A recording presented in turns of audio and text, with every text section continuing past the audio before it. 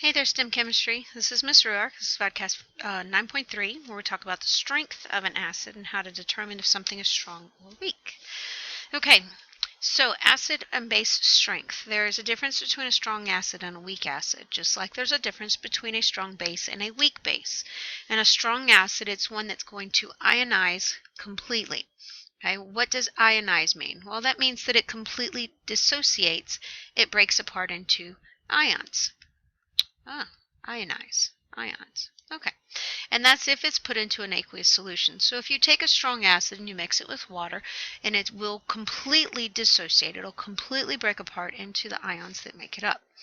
Well, the difference between a strong acid and a weak acid is that weak acids will only partially ionize. They don't completely break apart. They only partially break apart. Why? Well, it has a lot to do with intermolecular forces, and it has to do with, just being able to get those hydrogens away.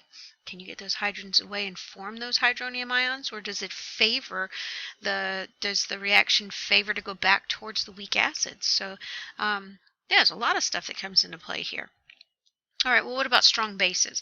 Well, strong bases are ones that are going to completely dissociate in aqueous solutions. So strong bases would be any of the group 1 hydroxides. Okay, so sodium hydroxide, potassium hydroxide, lithium hydroxide. Let's see, what else is group 1? Rubidium hydroxide.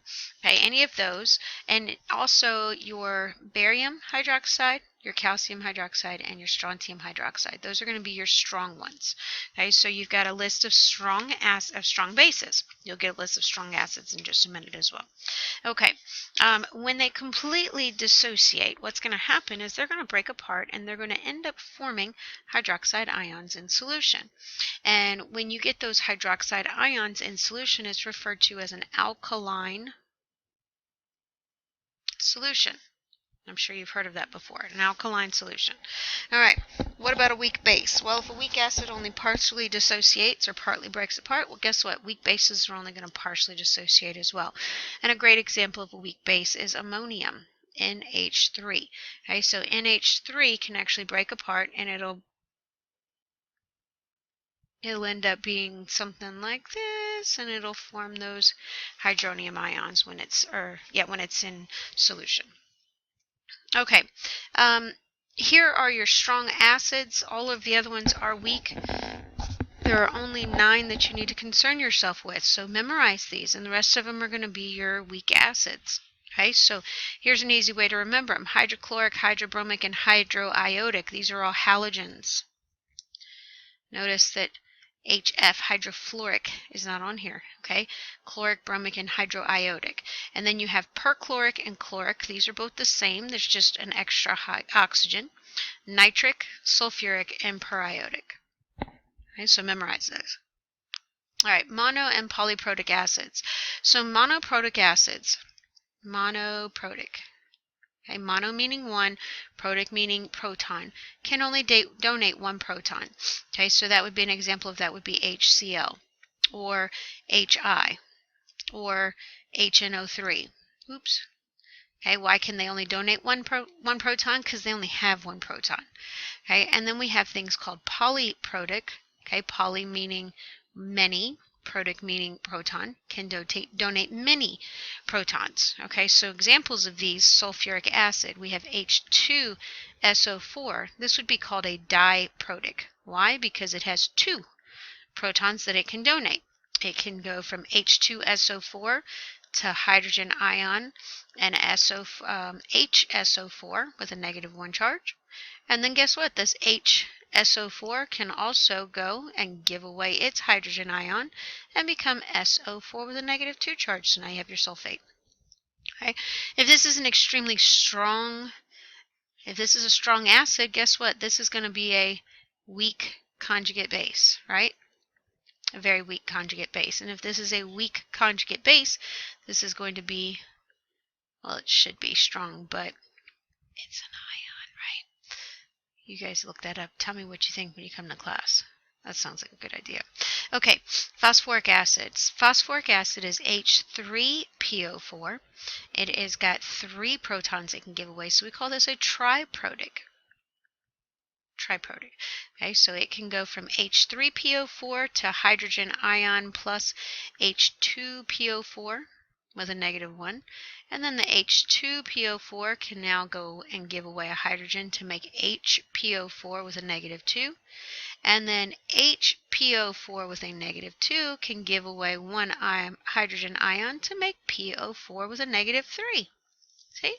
It's a beautiful thing, isn't it? I know it is. Okay, so strength of conjugate base or conjugate base pairs. So we've talked about the strength of solutions. We've talked about the strengths of acids, and we talked a little bit about this. So let's come back to it. I told you we'd come back to it. Here it is. Okay, when you did conjugate base pairs, we said remember that the weaker the acid, the stronger the conjugate base, and the stronger the acid, the weaker the conjugate base. Okay, so which one's going to be a stronger base here? Here we have HSO4, and this one has H2PO4. Well, if this is the conjugate base and this is the conjugate base, then the acid was H2SO4, and the acid here was H3PO4. All right, well, which one's a strong acid? Well, strong acid, H2SO4 is a strong acid, which means that this is going to be a weak conjugate base.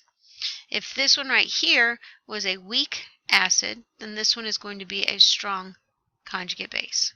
Okay, so what's the answer? H2PO4 is your strong conjugate base.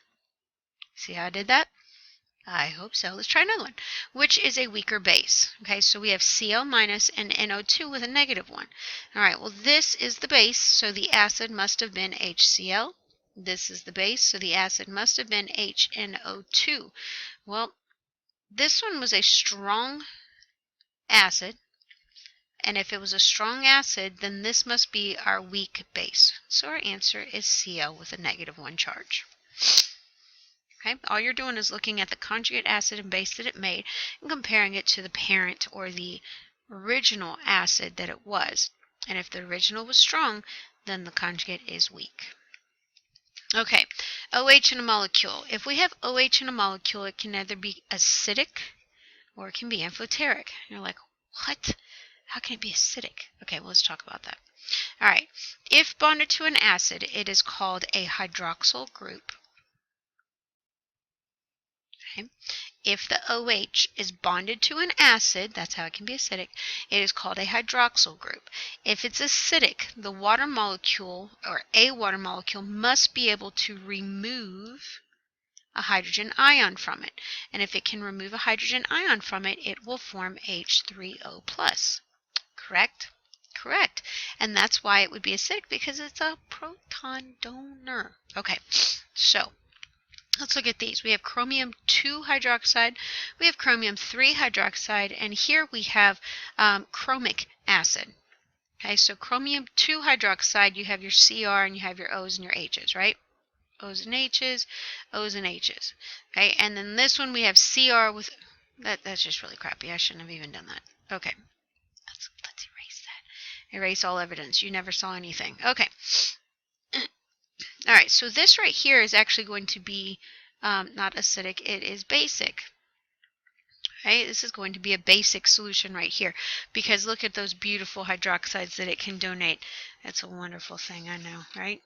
Like, oh my gosh, it can donate so many. Okay, all right, anyways, so it can donate those. Well, this next solution here with the Cr, the chromium 3 hydroxide, this chromium 3 hydroxide is actually going to be a neutral solution.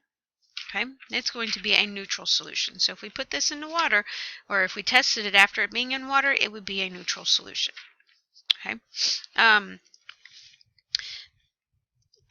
this right here, it ends up having it's an acid, and it has one of these hydrogens attached to an oxygen, actually two of them, because it would be something like this with the oxygen, the oxygen, the oxygen, the oxygen, and then you'd have your hydroxides coming off of it like this. Okay, so here's your hydroxyl group, and this is going to be your acidic solution here. Okay, so if you notice, the more oxygen atoms that are bonded to the central atom, the more acidic the behavior is. Okay, so more oxygen hooked to the central atom, the more acidic. I don't know why it says the hydrogen. It should be more acidic the behavior, more acidic the compound behaves. Okay. So increase the number of oxygen atoms, you'll increase the acidity of the compound. Oh, hey, that's it. All right, guys. That's it. So I'll see you in class.